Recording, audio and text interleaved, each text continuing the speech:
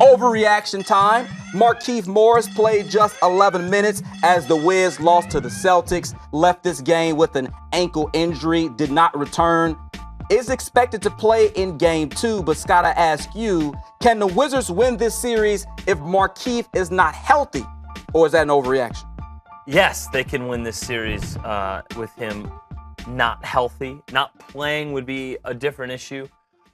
He has an incredible motor. He has a mouth on him. He plays sort of this Lance Stevenson-like role where he can try to get into the head of the best player. I sort of think it was quasi-effective in the previous series with Paul Millsap. I do think that he is one of these cogs in the starting five that's sort of essential for them to have 20 minutes as a unit to go out there and separate themselves from the rest of, I guess, the teams they face. You know, listen, Boston actually matches up well, I think, to Washington because they have guys that can really interchangeably guard Wall, Beal, Morris. They have from Smart to Bradley to Crowder. Yeah.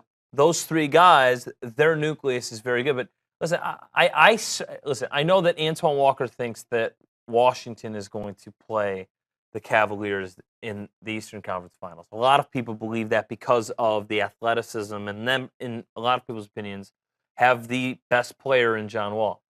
I like the coaching, and I like the balance and the defense. And if the Celtics are going to out-rebound you, I still like the Celtics whether he's healthy or not. But this should be a deep series.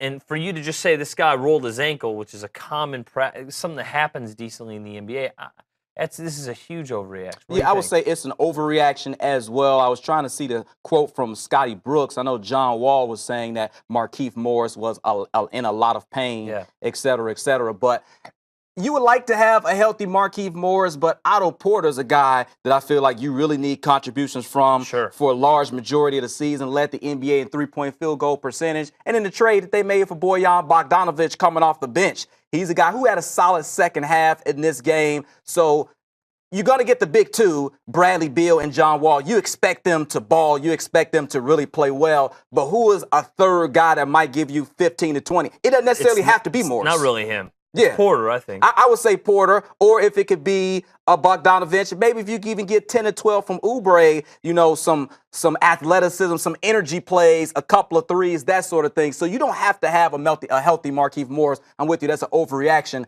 Having a healthy Markieff Morris would be extra for the Wiz, but not a necessity.